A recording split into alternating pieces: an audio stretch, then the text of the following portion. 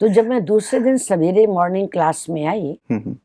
तो मैं सबसे पीछे बैठी थी और पीछे बैठ कर के मैं भगवान से बात कर रही थी कि हे भगवान, अगर मैं ब्रह्मा कुमारी बन गई, अभी तो मुझे कुछ नहीं आता है, तो मैं कैसे सफल बनूंगी? मैं सबसे पीछे बैठी हूँ। हुँ, काश मैं आगे बैठी होती, तो आपसे साकाश लेती, शक्ति लेती, मुझे मेरे अंदर वो पावर आती, मैं कुछ कर दिखा सकती थी। लेकिन मैं एकदम पीछे बैठी हूँ, अब मैं कैसे आपसे दृष्टि ले सकती हूँ? आप तो भगवान हो, आप जो चाहे सो कर सकते हो। क्या भगवान आप मुझे पीछे से आगे बुला सकते हो? मैं बैठूं, मैं आपसे दृष्टि लूं, तो आपको आश्चर्य लगेगा। उसी क्षण, क्योंकि भगवान को तो कहा ही जाता है अंतर्यामी, जी, जी। जानी जाननहार। हुँ, हुँ। उसी क्षण भगवान ने पिता श्री ब्रह्मा बाबा के मुख से ये महावाक्य उच्चारण करे कि पीछे आगरे वाली बच्ची बैठी है, अच्छा। उसको आगे बुलाओ। वाह! मुझे आगे बुलाया जी। और मैंने एकदम दृष्टि लेना शुरू किया। लेकिन जैसे ही मैं दृष्टि ले रही थी, चूंकि भगवान को तो मुझे कुछ बनाना था और मेरे अंदर भी कुछ बनने का ही संकल्प था, हुँ, हुँ, हुँ। तो इमीडिएट कहा कि बच्ची, जो महावाक्य भगवान सुना रहे हैं, वो महावाक्य इस स्टेज पर बैठ करके तुम सुनाना। तो मेरा ध्यान महावाक्यों में गया। हुँ, हुँ। मैं पॉइंट्स लिखती भी रही, याद भी करती रही और दृष्टि भी लेती रही। जैसे महावाक्य पूरे हुए, पिता श्री ब्रह्मा बाबा ने मुझे स्टेज पर बैठाया और जो मैंने 5-7 पॉइंट्स याद किए, वो मैंने रिपीट किए। बाबा ने भी ताली बजाई, हुँ, सारी हुँ। सभा ने ताली बजाई। हुँ, हुँ। और वंडरफुल बात कि ब्रह्मा बाबा के द्वारा जो महावाक्य परमात्मा निराकार शिव सुना रहे थे, उन्होंने क्या कहा, बच्ची रोजाना जब तक तुम यहाँ पर हो, महावाक्य सुनाने के बाद ऐसे ही रिपीट करोगी। अच्छा। 7 दिन निरंतर हुँ, हुँ। मुझे ये गौरवमयी चांस मिला हुँ। और वहाँ से मुझे मास्टर मुरलीधर का वरदान परमात्मा ने दिया। जी। ये मेरे सौभाग्य का दिन था। चलिए, ये तो तीसरी बात ऐसी थी कि जो कि आपका निश्चय था और भी ज़्यादा दृढ़ हो गया दृढ़ होगा हो इस गया। चीज़ में, ये सुंदर-सी बात है। आपको राष्ट्र सेवा की भावना थी, आपने इंदिरा गांधी जी को भी पत्र लिखा था और उन्होंने भी कहा था कि आप अभी छोटे हैं। तो राष्ट्र सेवा की भावना और एक आध्यात्मिक जीवन, दोनों अलग-अलग से नहीं हो गए? फिर कैसे आप दोनों को एक कर पाएँ या फिर कैसे अंतर्द्वंद नहीं हुआ कि मैं राष्ट्र की सेवा करूँ या फिर आध्यात्मिक जीवन अपनाऊँ? बहुत गहरा प्रश्न आपने पूछा है। मेरे अंतर्मन की आवाज है कि दोनों को एक साथ मिला करके मैं सेवा कैसे कर रही हूँ। मैं अपने आप को साधारण ब्रह्मा कुमारी नहीं समझ रही, मैं ब्रह्मा कुमारी शिव शक्ति हूँ। इस पोजीशन की सीट पर मैं सदा रहती हूँ और भारत को कैसे मुझे स्वर्णिम बनाना है, स्वर्णिम बनाने की जो ट्रेनिंग परमात्मा दे रहे हैं, तो आप इस बात को गहराई से जान जाइए कि ब्रह्मा कुमारी मात्र एक संस्था नहीं है, कोई मठपन समाज सोसाइटी नहीं है। ये विश्व का कल्याण करने की, भारत को पुनः अपने जगत गुरु के सिंहासन पर विराजमान करने की ये ट्रेनिंग स्थल है। और मैं जो कुछ भी कार्य करती हूँ, कुछ भाई बहनों के लिए नहीं, कुछ परिवार के हिसाब से नहीं, सीमित दायरे को लेकर नहीं, हर कर्म वो करती हूँ जिसमें भारत का कल्याण हो, सर्व का कल्याण, सर्व कल्याणकारी दृष्टिकोण परमात्मा ने अपनाया है जी। और हमें ये वरदान दिया है। दीदी, जो समस्याएँ देश की हैं, चलिए आपने कहा कि पूरे भारत के कल्याण की बात, अब आम तौर पे व्यक्ति के ध्यान में यही बात आती है, देश में गरीबी है, भ्रष्टाचार है, बेरोज़गारी है, तमाम प्रकार की समस्याएँ हैं और इन्हें दूर करना राष्ट्र की सेवा माना जाता है। लेकिन क्या अध्यात्म में रहते हुए ये सारी चीज़ें दूर हो पाएँगी जिस ढंग से आप सेवा कर रही हैं या जो भावना हमारे मन में है कि राष्ट्र इन सब चीज़ों से मुक्त हो? तो आपको ये बेहद खुशी होनी चाहिए कि इसी प्रकार की सेवा की ट्रेनिंग प्रजापिता ब्रह्मा कुमारी ईश्वरीय विश्वविद्यालय दे रहा है, हुँ, जो राष्ट्र को जरूरत है। सबसे पहले गरीबी हटाओ, गरीब हमारा भारत क्यों बना है? ज्ञान की कमी के कारण, शक्तियों की कमी के कारण। आज हम सबको चैलेंज करके ये बात बोलते हैं कि हमारा भारत देश सोने की चिड़िया था, आज कागज की पुड़िया बन गया है। क्योंकि पुड़िया खा रहा है, बीड़ी पी रहा है, सिगरेट पी रहा है, गुटखा ले रहा है, शराब पी रहा है, अनेक प्रकार का मांस खा रहा है।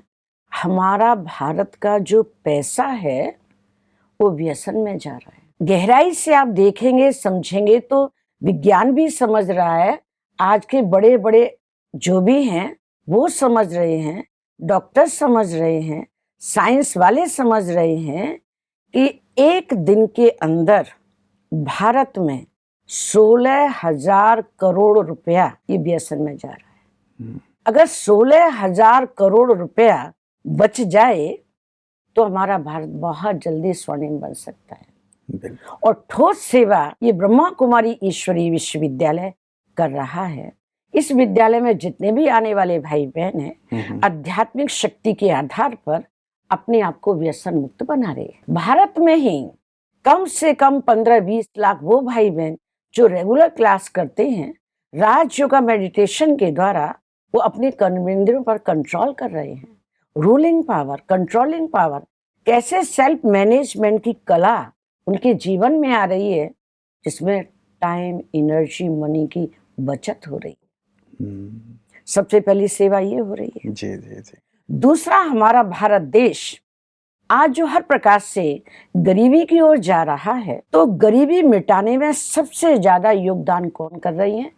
भारत की बेटियां। भगवान ने 1937 में भारत की बेटियों को अपनाया और उनमें इतनी महान शक्ति का संचार किया, विश्व के 140 देशों में वो छोटी छोटी कन्याएं सारे विश्व को ये ट्रेनिंग दे रही हैं जीवन जीने की। कैसे स्ट्रेस मैनेजमेंट की ट्रेनिंग दे रही हैं, लाइफ मैनेजमेंट की ट्रेनिंग दे रही हैं। वो छोटी छोटी कन्याएं जिनको छोटा समझ के छोड़ रहे हैं। बड़े बड़े साधु संत ऋषि मुनि इन सबको तो मान्यता दी जा रही है, कन्याओं को तो कन्याएं, उनमें ताकत क्या है? लेकिन कन्याओं की सबसे बड़ी ताकत क्या है? कन्याओं में जो पवित्रता है, जो भगवान को प्रिय है, जो भारत का फाउंडेशन है, जो चरित्र का फाउंडेशन है, वो तो कन्याएं हैं जिनकी मतलब पूजा यत्र आध्यात्मिकता, तत्र जी सर्वत्र हो रही है। जी जी, मतलब आध्यात्मिकता के आधार पे व्यक्ति का परिवर्तन हो रहा है, जीवन का परिवर्तन हो रहा है, और यही संदेश ब्रह्मा कुमारियां दे रही हैं। और इस रूप में राष्ट्र की सेवा हो रही है कि व्यसन भी दूर हो रहे हैं, इससे गरीबी भी दूर होगी और भ्रष्टाचार आदि जो भी विकृतियां हैं वो दूर होंगी। मतलब इनडायरेक्टली पूरे देश की सेवा कर रहे हैं हम। और ऐसी सेवा से मुझे लगता है कि सभी लोगों को जुड़ना ही चाहिए कि जीवन को आध्यात्मिक बना करके न केवल खुद को बदलें लेकिन राष्ट्र की सेवा करें। आपको जानकर के बेहद खुशी होनी चाहिए कि ब्रह्मा कुमारी मात्र एक संस्था के रूप में नहीं चल रही है।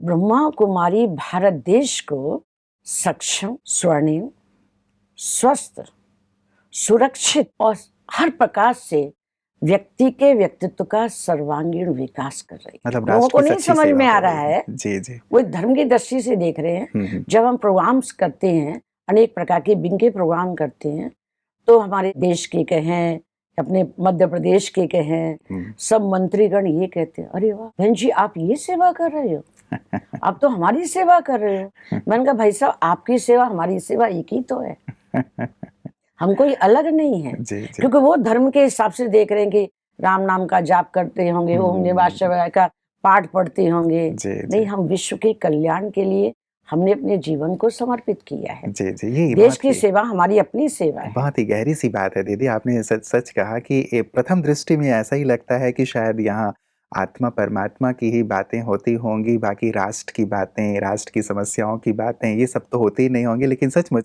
जो समस्याएं हैं उनको निर्मूल करने का सुंदर सा ये साधन है और राष्ट्र की सचमुच सच्ची सेवा है। दीदी दूसरी बात पे मैं आना चाहूँगा, जब आपने कहा था कि गीता में जो वर्णन है, परमात्मा ने हमें एक जीवन जीने की कला सिखाई है, लेकिन जब गीता की बात आती है तो हिंदू धर्म वाले तो उससे जुड़े हुए हैं, लेकिन अन्य धर्म के जो लोग हैं वो तो उस चीज़ को स्वीकार नहीं करते। और आपने कहा परमात्मा ने गीता गाई या परमात्मा ही उसके माध्यम से जीवन जीने की कला सिखा रहे हैं। भगवान तो सबके हैं, लेकिन गीता की बात आती है तो वहाँ केवल हिंदू आ जाते हैं।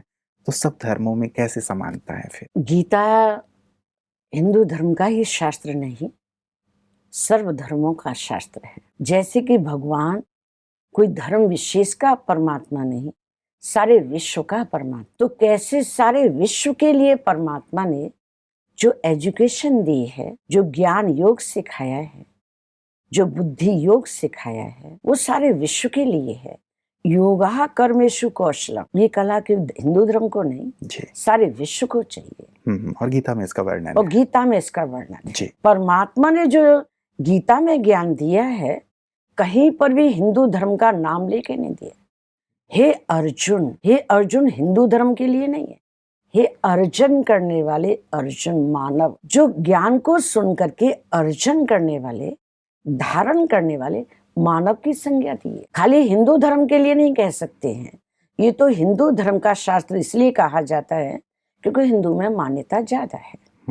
पर भगवान ने जो ज्ञान दिया है वो सारे विश्व के लिए दिया है। जी जी। सारे मानव संप्रदाय के लिए दिया है और श्रेष्ठ जीवन जीने की कला सिखाई है। उस कला में सबसे बड़ी कला ये है कि किस प्रकार से राजयोग से हमारे ब्रेन का एकदम माइंड सेटअप होता है। संसार का सारा कारोबार हमारे ब्रेन से चलता है, दिमाग से चलता है। जी जी जी। और दिमाग सही तभी रहेगा जब दिमाग का हम भोजन करेंगे। और दिमाग का भोजन है पॉजिटिव थिंकिंग, पॉजिटिव थॉट्स, जी। माना ज्ञान योग। जो ज्ञान को रोजाना सुनेंगे, ज्ञान की स्टडी करेंगे, ज्ञान का मनन चिंतन करेंगे, ज्ञान को धारण करेंगे, उनका ब्रेन सेटअप रहेगा शार्प। कोई हेडेक नहीं, कोई ट्यूमर नहीं, कोई टेंशन नहीं, कोई डिप्रेशन नहीं, कोई बॉदरेशन नहीं, कोई करप्शन नहीं, एकदम मेंटल पीस। जी जी जी, मैं इस पे आऊँगा दीदी। बहुत ही महत्वपूर्ण चीज़ है जो सभी को चाहिए, जिसकी चर्चा भी आपने की है। बस एक अंतिम सी बात उस रूप में कि जब हम परमात्मा की बात करते हैं तो सभी धर्मों के लोगों को साथ लेकर के चलने की बात करते हैं। ब्रह्मा कुमारियाँ ये बात जब कहती हैं कि परमात्मा आ गए हैं, तो क्या सभी धर्मों के लोग ब्रह्मा कुमारी इसमें आते हैं, मानते हैं और जो ज्ञान ब्रह्मा कुमारियाँ दे रही हैं उसे धारण करते हैं? ब्रह्मा कुमारी ईश्वरीय विश्वविद्यालय में सभी धर्मों के लोग आते हैं, सबके लिए अलाउ है, कोई धर्म विशेष की बात नहीं है। और सभी धर्मों के लिए हम program function time to time करते हैं। हर जगह हम जाते हैं, हर कंपनी में जाते हैं, मस्जिद वालों को बुलाते हैं, चर्च वालों को बुलाते हैं, बौद्ध धर्म वालों को बुलाते हैं और वो हमारे पास आते हैं। इस बात को समझते हैं जी। अनुभव करते हैं और रियलाइज भी करते हैं। और सत्यता है, विश्व के सभी धर्मों वालों ने भगवान को किसी भी रूप में माना हो, लेकिन पॉइंट ऑफ लाइट के रूप में माना है। तो क्या यहाँ के सब स्वीकार करते हैं कि जो ज्ञान आप दे रहे हैं सत्य दे रहे हैं? जो आते हैं वही तो समझेंगे, जो नहीं आएंगे उनको ये रियलाइजेशन कैसे होगा। इसलिए time to time program function के द्वारा सब धर्म तो सारे विश्व में हम मैसेज दे रहे हैं। कोई भी ये न कहने पाए अहो प्रभु तेरी लीला अपरंपार है, आप आए हमको मालूम नहीं पड़ा। तो मैसेज देने की रेस्पॉन्सिबिलिटी हमारी है। और आपको ये तो मालूम होगा ही कि विश्व के सभी धर्मों में परमात्मा का जो रूप है वो ज्योति बिंदु को ही मानते हैं। जी। भारत के 12 ज्योतिर्लिंगम में परमात्मा निराकार शिव की यादगार है। सर्व आत्माओं का पिता, सर्व धर्म पिताओं का भी पिता, सर्व देवी देवताओं का पिता वो निराकार परमात्मा शिव है, जिसको अंग्रेजी में कहते हैं गॉड, जीओडी गॉड। जी मीन्स जनरेटर। किस प्रकार से सारे विश्व की वो स्थापना करते हैं, वो मीन्स ऑपरेटर। कैसे सारे विश्व का पालन करते हैं, डी मीन्स डिस्ट्रैक्टर। कैसे सारी दुनिया की सफाई करते हैं, ये कार्य परमात्मा कैसे करा रहे हैं, वो निराकार शिव अपनी शक्तियों के माध्यम से। तो निमित्त तो हर एक कोई न कोई है ही है जी। लेकिन गॉड इज वन, निराकार परमात्मा शिव को ही कहा जाता है। मतलब सभी लोग आते हैं, स्वीकार भी करते हैं कि वो रियलाइज भी एक करते है हैं। और इस ज्ञान को सुंदर लेकर के जाते हैं। दीदी कामना तो यही रहती है कि सभी आपस में हिल मिल करके रहें, प्यार से रहें और जो धार्मिक मतभेद या द्वंद्व देखने में आता है वो चीज़ें समाप्त हो जाएं। महत्वपूर्ण बात जो दीदी आप कह रही थी कि राजयोग जो सिखाया जा रहा है या परमात्मा सिखा रहे हैं, ब्रह्मा कुमारियाँ सिखाती हैं, उससे सारी चीज़ें चाहे वो तनाव है, डिप्रेशन है, तमाम प्रकार की जो तकलीफ़ें हैं दूर हो जाती हैं। तो क्या हर प्रकार की जो समस्या आज व्यक्ति जूझ रहा है, चाहे शारीरिक समस्या है, मानसिक समस्या है, राजयोग ही उसका निदान आप मानती हैं? वी 100% राइट है। राजयोग एक आध्यात्मिक विज्ञान है। जैसे कि हम विज्ञान के चमत्कार देख रहे हैं, जी। उन चमत्कारों को देख करके हम प्रभावित तो होते हैं, लेकिन सुपर आध्यात्मिक विज्ञान का नाम है राजयोग। राजयोग बैठक समाधि नहीं है, उस सब प्रकार की प्रॉब्लम को सॉल्व करने वाला एक मेडिटेशन, मेडिसिन या ऑपरेशन, जो भी हम नाम दे सकते हैं, प्रैक्टिकल। मैं एक छोटा सा अपना अनुभव सुनाती हूँ। माउंट आबू की बात है कि मैं अचानक सवेरे उठी और मुझे इमीडिएट दादी जी ने बुलाया, प्रकाश मणि दादी जी जो हमारी मुख्य प्रशासिका थी। तो जल्दी जल्दी में मेरा पाँव स्लिप हो गया और जैसे स्लिप हुआ तो ऐसी चोट लगी कि मैं तो हैरान हो गई, उठना मुश्किल।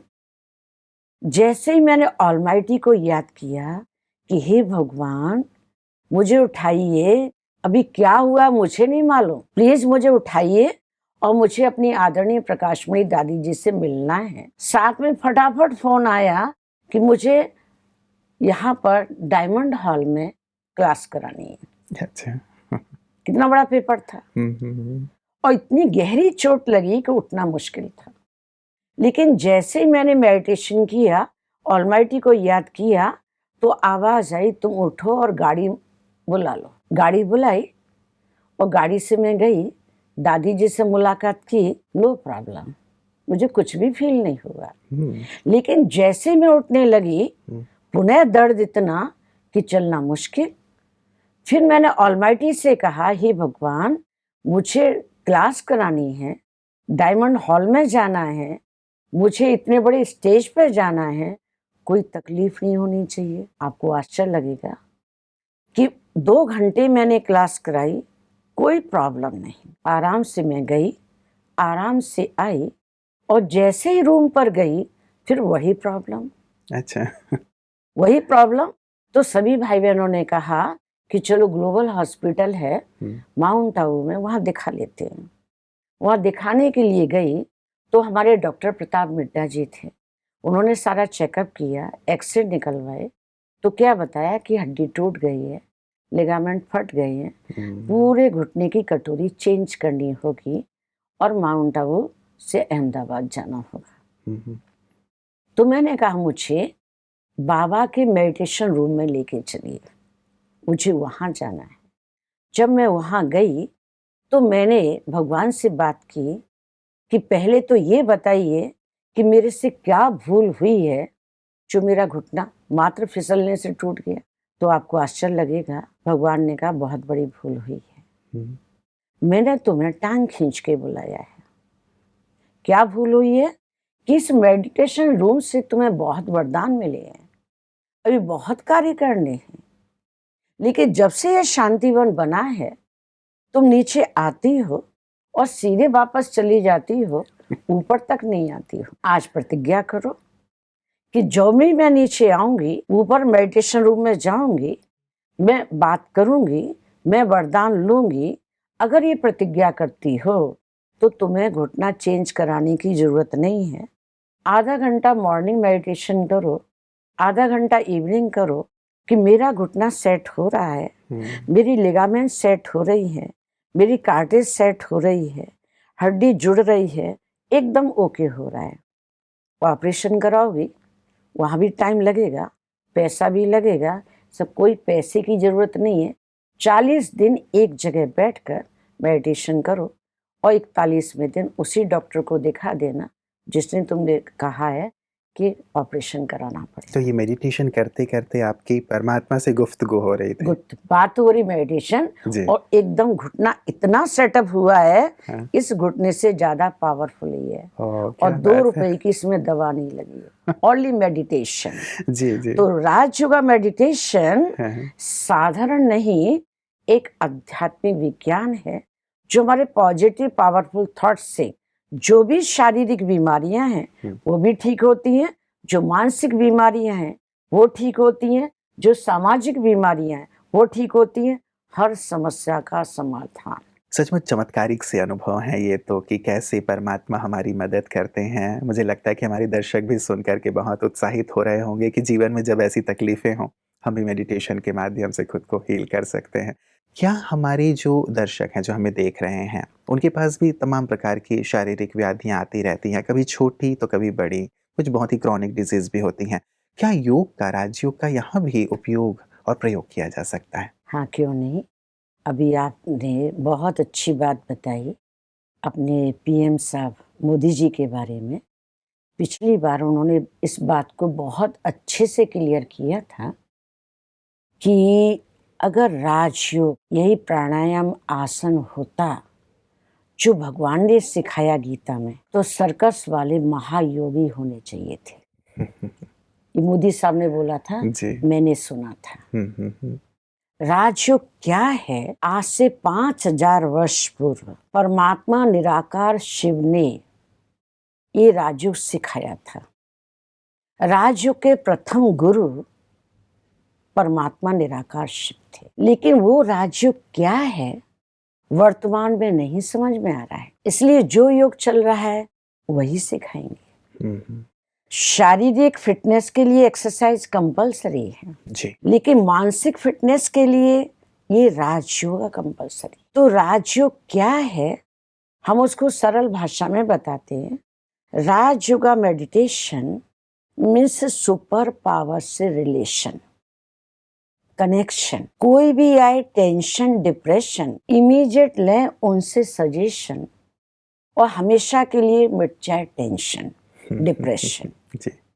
तो राजयोगा मेडिटेशन में सेल्फ अटेंशन की टैबलेट खिलाई जाती है। अच्छा। हुँ, हुँ। सेल्फ अटेंशन मीन्स लाइफ का बैलेंस में जीवन जीने की कला। आज सुबह से लेकर रात्रि तक हम शरीर पर फुल अटेंशन देते हैं, लेकिन शरीर को मैनेज करने वाली जो पॉइंट ऑफ लाइट आत्मा है, नो अटेंशन। अभी नो अटेंशन ही होने के कारण यत्र तत्र सर्वत्र छोटे से लेकर बड़े तक को टेंशन हो रहा है। तो राजयोग, राज मीन्स स्वयं के ऊपर राज्य करना। जी। राज मीन्स दूसरों के राज को जानना, दूसरों की भावनाओं को जानना। राज मीन्स हर बात के राज को, इसेंस को जानना। राज मीन्स हर प्रकार से समस्याओं, परिस्थिति, व्यक्ति पर राज्य करना।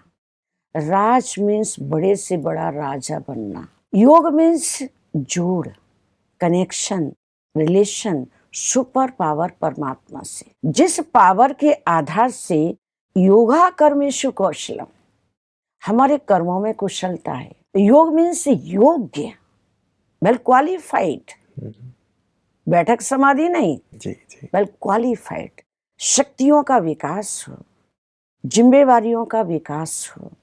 जब व्यक्ति के अंदर विकास होता है तो निश्चित रूप से हमारी आंतरिक जो भी शक्तियां हैं वो विकास होने के कारण अलर्ट एक्टिव होती हैं, और अलर्ट एक्टिव होने से हमारी जो शारीरिक क्रिया है वो परफेक्ट होती है, परफेक्शन आता है। जीवन के अंदर में हर कर्म करने में अट्रैक्शन होता है। तो attention means self attention. Self attention means no tension, no depression, no botheration. तो बैलेंस जो भी जहाँ होता है वहाँ सेल्फ की ब्लेसिंग्स मिलती है, प्रकृति की ब्लेसिंग्स मिलती हैं, भगवान की ब्लेसिंग्स मिलती हैं, सर्व आत्माओं की ब्लेसिंग्स मिलती हैं।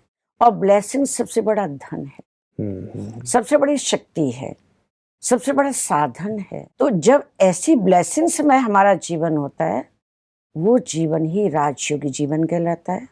और ऐसे राजयोगी जीवन में हर प्रकार की समस्याओं का समाधान होता है। मैं आपको बताऊं, हमारे पास में बहुत सारे ऐसे भाई बहन आते हैं जो टेंशन को लेकर, डिप्रेशन को लेकर के परेशान होते हैं। जी। हम उनको दो बात बताते हैं।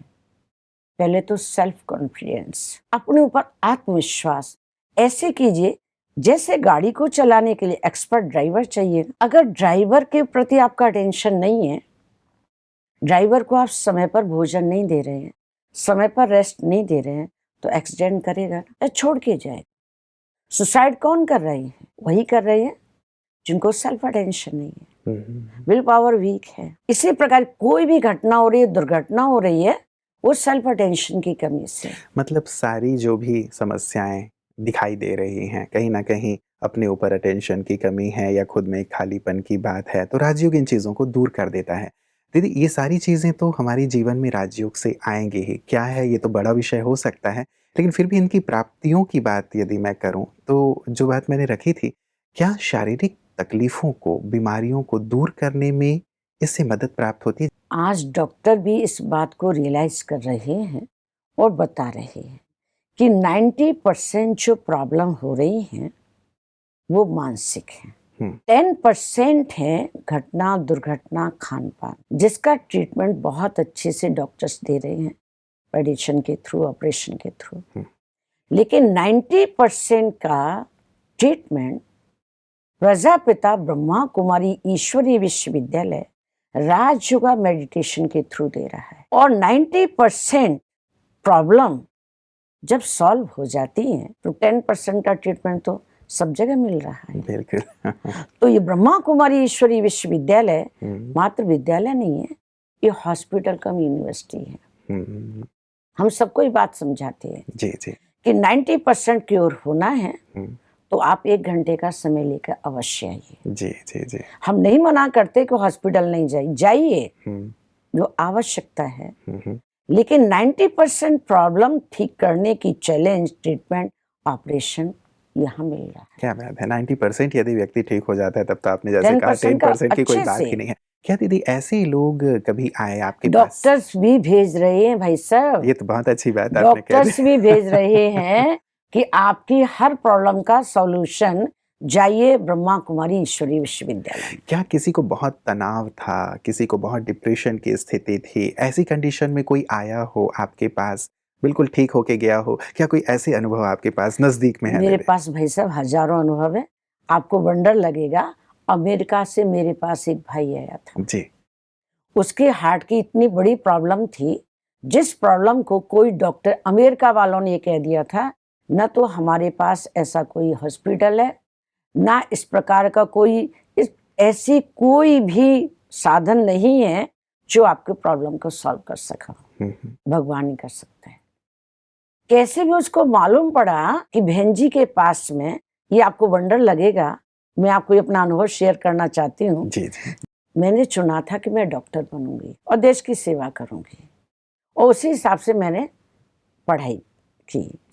लेकिन जैसे ही डॉक्टर बनने की पढ़ाई पढ़ ही रही थी, और जब मैं माउंट आबू आई, मेरा 10th बोर्ड का एग्जाम दे के आई थी, उसका रिजल्ट साकार पिताश्री ब्रह्मा बाबा को के हाथ में आया। उन्होंने मुझे बुलाया, बच्ची तुम्हारा बहुत अच्छा रिजल्ट आया है, तुम फर्स्ट डिवीजन पास हुई हो, तुम्हारा लक्ष्य क्या है?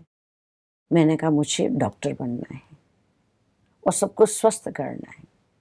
बहुत अच्छी बात है, आज डॉक्टर की बहुत जरूरत है, तो आज मैं तुम्हें ये वरदान दे रहा हूँ, जो भी तुम्हारे पास आएंगे 3 बातों का ध्यान रखना। पावरफुल संकल्प दोगी तो इंजेक्शन का काम करेगा, पावरफुल दृष्टि दोगी तो उस बीमारी का ऑपरेशन होगा, और जो भगवान की याद में तुम फल खिलाओगी, प्रसाद खिलाओगी, वो टैबलेट का काम करेगा। वाह, क्या बात है। इस डॉक्टरी को मैं अपनाते अपनाते ऐसे ऐसे केसेस आ रहे हैं जो ओके हो रहे हैं। वाह, और वंडरफुल केस तो मैं आपको बताती हूँ जी। अपने छोटे लौकिक भाई का, जिसको पीलिया हो गया था, लिवर डैमेज हो गया था। वो दिल्ली के ऑल इंडिया इंस्टीट्यूट में उसका ट्रीटमेंट चला, 10-12 लाख रुपया खर्च हुआ। डॉक्टरों ने हॉपलेस केस बोल दिया और कहा 2 दिन का मेहमान है, वापस ले जाओ। लेकिन जब मैं गई और मैंने उसकी पोजीशन को देखा, तो मैंने भगवान से कहा, भगवान ये मेरा छोटा भाई, भी 4 साल हुए शादी की है, 2 छोटे छोटे बच्चे हैं और बहुत सहयोगी रहा है, इसकी ऐसी पोजीशन क्यों बनी? तो ऑलमाइटी से इमीडिएट मुझे सजेशन मिला कि तुम चाहो तो 15 दिन में इसको ठीक कर सकती हो। मैं क्यों नहीं चाहूंगी, क्योंकि मैं इतनी व्यस्त हो गई थी, मैं समय नहीं दे पा रही थी। इसलिए ऑलमाइटी से सजेशन मिला, तुम चाहो तो 15 दिन इसके लिए 1 घंटा मेडिटेशन करो। तो 15 दिन वहां बैठ के नहीं, दूर बैठ के कहाँ आगरा और कहाँ सिंगरौली, वहां से मैंने वाइब्रेशन भेजे और वाइब्रेशन भेज करके 15 दिन के बाद मैं गई तो मुझे देख करके हैरान, एकदम ओके, अच्छा। एकदम ओके।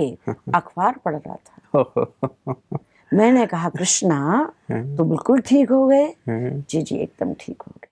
मान लीजिए यदि हमें सफलता नहीं मिल रही है, कई बार होता है कि जीवन में हम बहुत मेहनत करते हैं, किसी भी फील्ड में हैं, कुछ स्टूडेंट्स हैं, कोई जॉब कर रहा है, कोई बिजनेस कर रहा है, बहुत मेहनत करते हैं फिर भी उन्हें सफलता प्राप्त नहीं होती। क्या आध्यात्म में, राजयोग में कुछ ऐसा नुस्खा है जिसका इस्तेमाल करें तो उन्हें सफलता अर्जित हो? 100% है। देखिए सफलता प्राप्त करने के लिए सबसे बड़ी तो दृढ़ता की शक्ति चाहिए। सफलता मिलेगी या नहीं, अगर ऐसा हम सोचते हैं तो नहीं मिलेगी। मिले तो ठीक, ना मिले तो ठीक, तो नहीं मिलेगी। मुझे सफलता हासिल करनी ही है। देखिए मेडिटेशन या कोई भी संकल्प को सफल बनाने के लिए हमारा मनोबल पावरफुल चाहिए, क्योंकि मन के अंदर जो संकल्प हम कर लेते हैं, मन अनंत अपार शक्तियों का स्वामी होता है। जो कल्पना चित्र हमारे मन के अंदर उदय होता है वही स्थूल रूप में बाहर में प्रकट होता है। हमारे मन के अनुसार ही जगत का निर्माण होता है। जैसा मन चाहता है वैसा होता ही है। इसलिए हमारी मानसिक शक्ति पावरफुल भी हो, पॉजिटिव भी हो और प्यूरिफाई भी हो। गाड़ी कितनी भी ब्रांड न्यू है, लाख की, 10 लाख की, 50 लाख की, टायर पंचर है, गाड़ी मंजिल तय नहीं कर पाएगी। भले वो फ्री की है हवा, लेकिन टायर तो पंचर है ना। तो जब हमारे मन के अंदर वीक पॉइंट होता है, पता नहीं ऐसा होगा कि नहीं होगा, तो ये टायर पंचर है। तो टायर पंचर है। इसलिए हम सबको ये बात समझाते हैं जी जी कि कंफ्यूज वो होते हैं जिनका वर्ल्ड फ्यूज होता है। वर्ल्ड फ्यूज माना छोटा सा वायर लूज, छोटा सा वायर लूज माना संशय। तो निश्चय बुद्धि विजंती और संशय बुद्धि विनश्यन्ति। ये भगवान ने गीता में कहा। जी जी ये जीवन जीने की कला, ये सारे विश्व के लिए कि निश्चय बुद्धि विजंती। जहाँ निश्चय है सफलता 100% है। चाहे वो जॉब हो, चाहे वो कोई बिजनेस हो, चाहे घर की कोई समस्या हो, भगवान से पावर उसी आत्मा को मिलेगी जिस आत्मा का बल्ब राइट है। No fuse, no confuse. मतलब दृढ़ता हो हमारे अंदर, और साथ ही साथ अपने आप को हम पक्का रखें, किसी प्रकार का वायरस न घुसने दें कि होगा या नहीं होगा। कईयों के अंदर दीदी ये भी एक प्रॉब्लम रहती है कि जीवन में आगे बढ़ते हुए जब सफलता की बात आती है, आपने कहा दृढ़ता की बात है, लेकिन कई बार ऐसा होता है कि कुछ लोग हमारे पीछे ही कुछ अपमान करने में लगे रहते हैं, कुछ हमारे ईर्ष्या करते हैं, तो लेग पुलिंग में लगे रहते हैं। हम अच्छे हैं लेकिन लोग हमारे आसपास की सराउंडिंग में हमारी उन्नति देख करके बहुत ईर्ष्या का भाव रखते हैं, जलते हैं, अवरोध पैदा करते हैं। ऐसे में अपने मन की स्थिति को कैसे संतुलित रखें और क्या सोचें? ये भी आज के इस कलयुगी दुनिया में ये सबसे बड़ी समस्या है कि जो व्यक्ति आगे बढ़ना चाहता है जी उसकी टांग खींचने वाले, उसके डाउन करने वाले बहुत मिलते हैं। लेकिन हमें परिस्थितियों से प्रभावित नहीं होना है, हमें व्यक्तियों को भी नहीं देखना है, कौन क्या कह रहा है ये भी नहीं सोचना है। हमें केवल सोचना है कि मुझे क्या करना है, मुझे क्या बनना है। और जब ऐसी बात हमारे मन में आए तो हमेशा बड़ों को देखो। हमने अपनी आदरणीय प्रकाशमणि दादी जी को देखा, इतने सारे विश्व को लेके चल रही हैं, चैलेंज कर रही हैं, कितने हर प्रकार से हर कार्य में सक्सेसफुल हो रही हैं। हमने साकार पिताश्री ब्रह्मा बाबा को देखा, कितना नहीं अपोजिशन करने वाले, संसार में कितने अपोजिशन करने वाले, लेकिन आज कहाँ तक पहुंचे हैं। तो अपने ऊपर विश्वास होना चाहिए। आज हमारे मोदी जी हैं, कहाँ से कहाँ तक पहुंच गए हैं, क्या उनका अपोजिशन नहीं हो रहा है क्या? कोई भी आगे बढ़ता है तो समस्याएं उनके सामने आती हैं, व्यक्ति उनके पीछे पड़ते हैं। इसलिए भगवान ने हमको बहुत अच्छी कहानी बताई कि हे बड़ा, तू बड़ा कैसे बना। तो बड़े की कहानी याद रखनी चाहिए। बड़ा बनने के लिए सुनना पड़ता है, सहन करना पड़ता है, अनेक आत्माओं के हर प्रकार से सामना करना पड़ता है, पर अपने लक्ष्य में दृढ़ता है तो सफलता निश्चित रूप से है। तो बड़े की कहानी क्या? बड़े ने सुनाई मेरी करुण कहानी।